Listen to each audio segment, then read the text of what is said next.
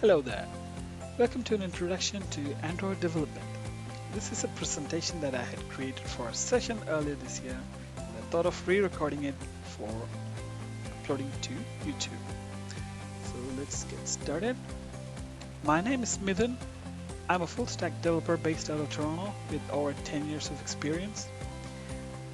Apart from my regular day job, I work on some open source projects in my free time and I try to learn new technologies.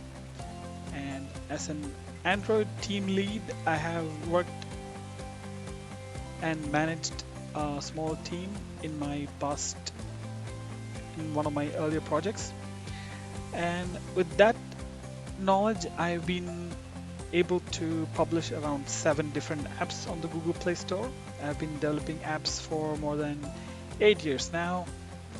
And those are some of the apps that I have published on the App Store, which you can see below. So the topics that we will cover today are the basics for Android development, the what's and the whys. So let's get started. I think most people would already know what is Android, but I'll just give a quick technical perspective. It is a Linux-based open source operating system. It's developed by Google and the Open Handset Alliance. You can find Android in most smartphones, tablets, smart TVs, smartwatches, and cars. Inheriting from the Linux model, each app runs inside a security sandbox, and you can relate to each app as a different user from on a Linux system. And on the right side, you can see the image of the stack of Android. So basically, what we as developers would usually do is develop the apps that are on the top of the stack, which interact with the Android framework. And all the layers below are abstractions for us as app developers, most of the time. The only exception is being when we can use C or C++ and some native libraries. So those are most commonly used for high performance apps or usually games. So let's go forward. According to a study from a year back, 72% market share is held by the Android operating system. So 72% of the mobile operating systems worldwide were running on Android earlier. So that's a good and healthy, could almost say monopoly, but it's there. What are the tools that we as developers would need to have installed on our systems to develop an Android app? So you should definitely need a JDK 8 or higher. We will have the Gradle build system, and we would use the Android Studio IDE. It would also come with Android SDK and the build tools, which are required to build the apps. What are the skills that are mainly required for an Android developer? So you should at least know a programming language like Java. It would be a lot of advantage if you can code in Kotlin, because it's currently the favored language supported by Google. So most of the new libraries that are developed by Google are Kotlin first, And once you learn Kotlin, it's very easy compared to Java. You can skip a lot of boilerplate code, and it's very developer friendly. It's a modern language that runs on the JVM. And optionally, you can also develop usually games or lower level libraries with C or C++. Then again, for the layouts, knowledge of XML is appreciated because most of the layouts you can tweak them with a drag and drop editor, but I prefer to have closer control over the layout by editing the source XML. And most important part of being an Android developer is the knowledge of the Android SDK, which are the framework libraries that are required by the Android system. So whatever code that we're going to write, those will always be tied back to the Android SDK. Now there's one more development kit. It's called the Android Native Development Kit. That is usually used by used to develop native apps or native libraries, like when we use C or C++.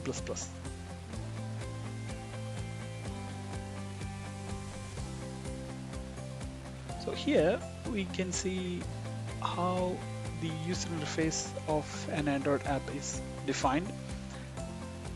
The most common way is to declare the UI using XML. And so there will be a root element. A root element can have multiple children, and so on and so forth. So basically there are two types of elements. So one is a view group, which can have a number of children.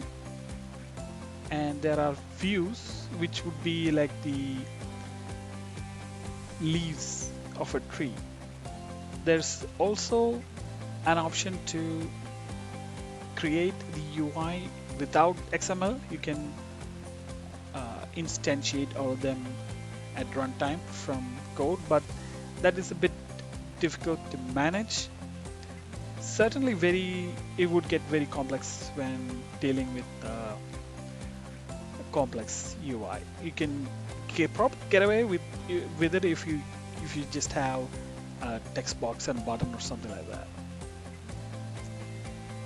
And we do actually we can instantiate some elements at runtime for some dynamic if there's any dynamic UI elements that need to be created. So that would depend on your situation. As I said earlier, there are two types of elements in the UI. One are called view groups or containers. Containers are elements which can hold other containers or some group of some views that can be displayed. So in the example, you can see to the right there's a layout container which has some images inside them. So those images are the views, and whatever is containing them, those would be the view groups. A couple of examples that we usually see are the linear layouts, frame layouts, relative layouts, and the newest one is the constraint layout.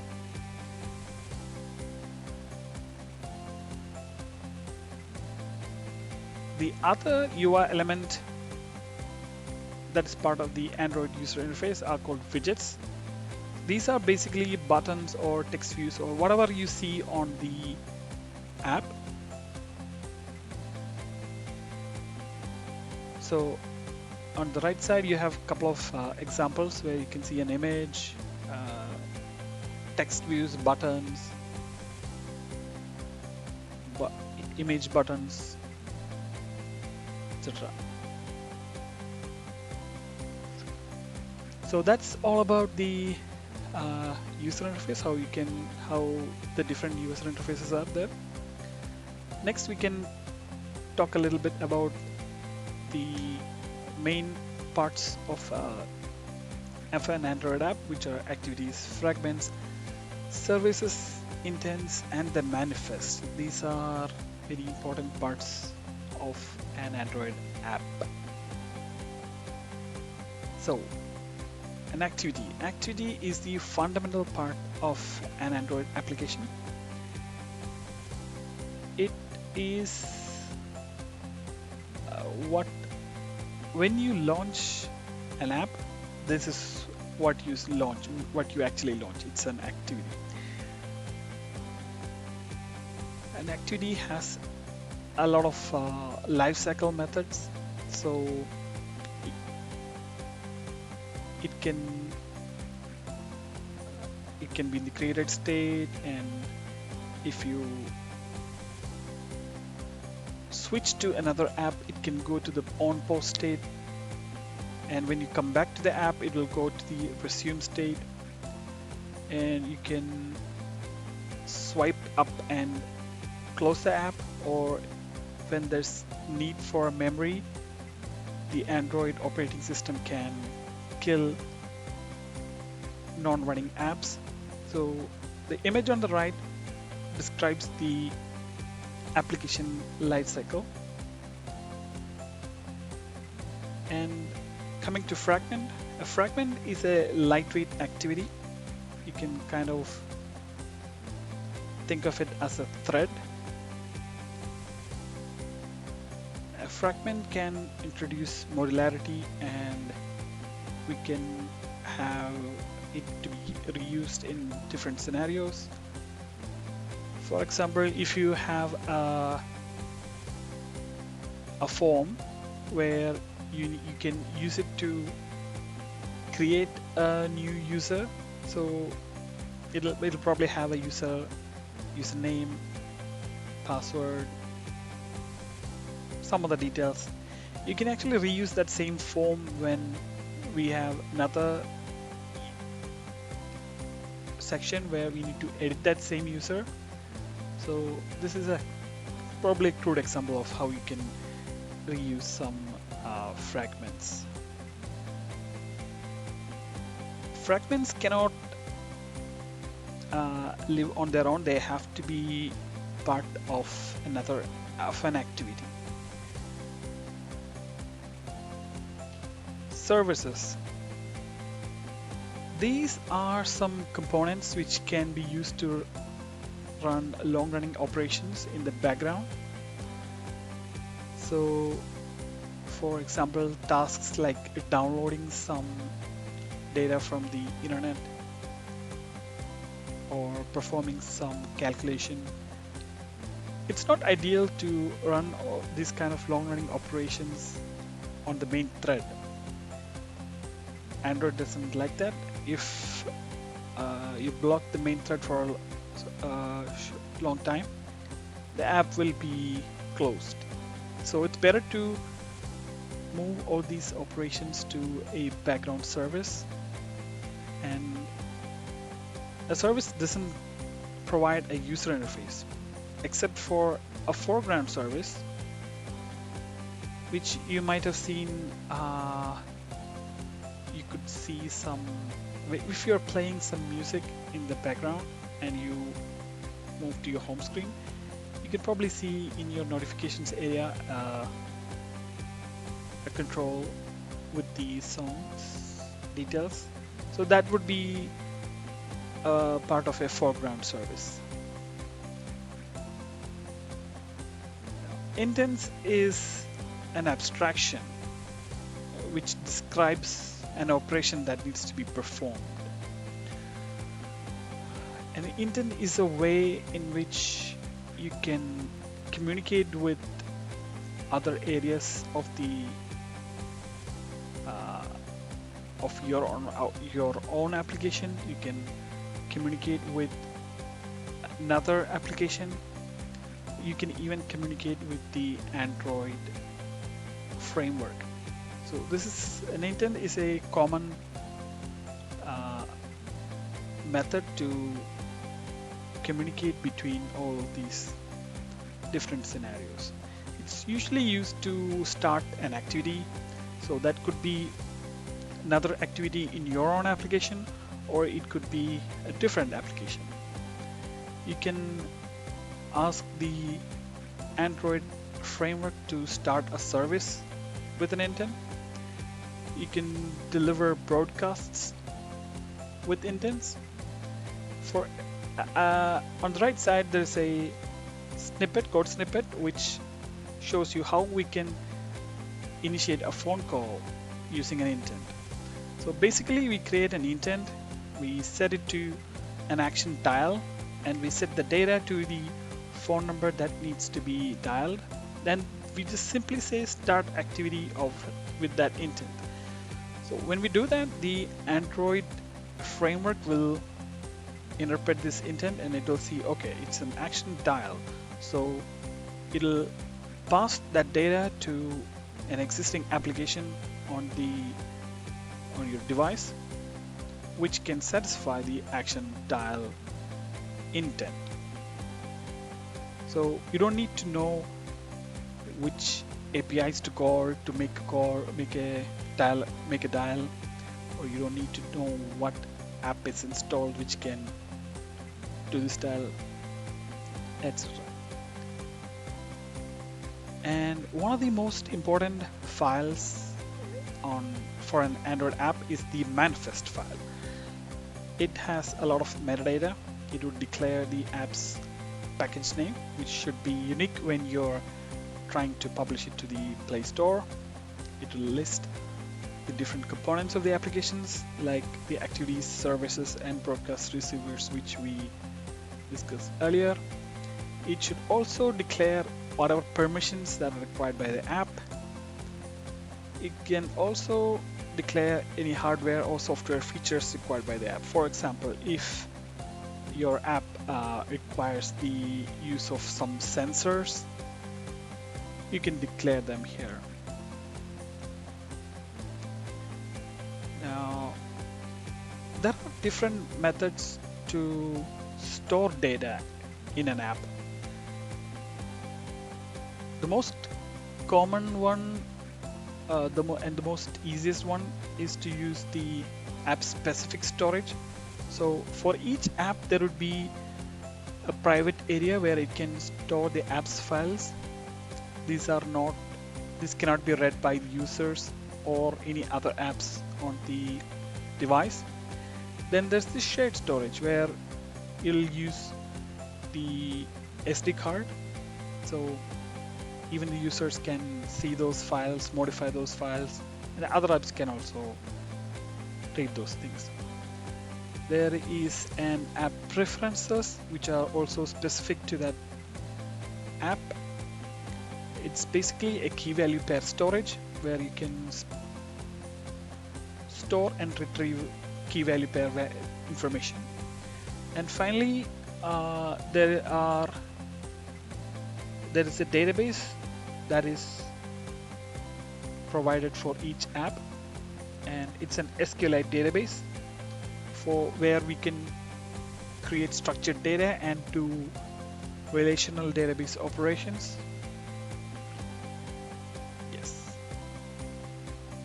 How do you distribute or monetize an app? So once you've developed an app, you need to get it to the people to use it. So the most common delivery channel are the Play Stores. The main one is the Google Play Store, which is where most of the apps are downloaded from. There are a lot of apps there, and there are also third-party app stores like the Samsung App Store.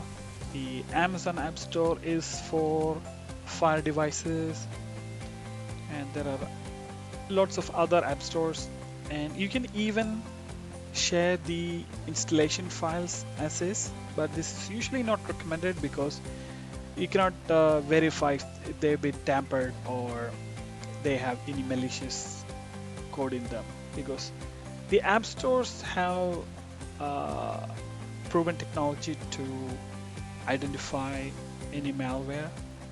So it would be a better idea to install apps from a trusted Play Store. Then coming to monetization. So there are usually a couple of ways in which people can monetize their apps. The Not the main one. I've seen only few apps follow the paid app route where you have to pay some amount to buy an app, purchase and buy an app.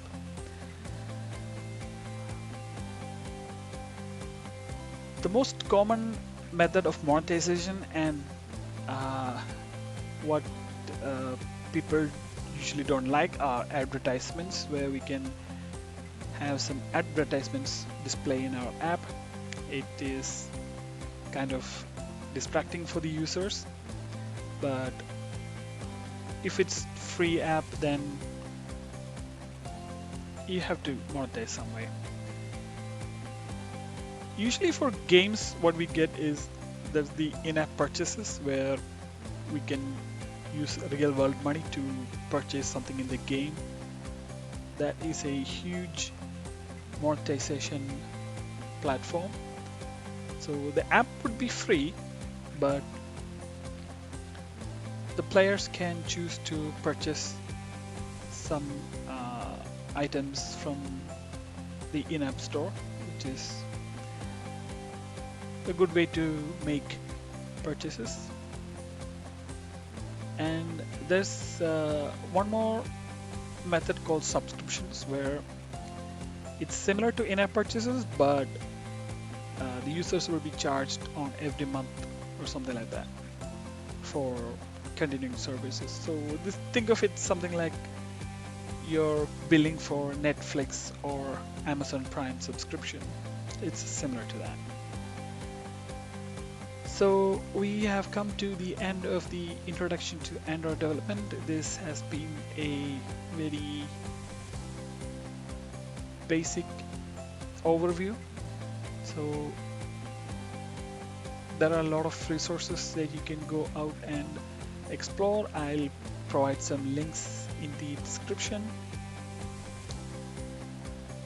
We didn't cover a lot of things. These are a list of things that we did not discuss. Probably on a different day we can, each item might take one session to talk about. So we can probably talk about these items in a later video. And yes, 70% of the time for making this deck was to find those images. I used Unsplash and adjusting all the slides to create a visual layout. So thank you. Until next time. Bye.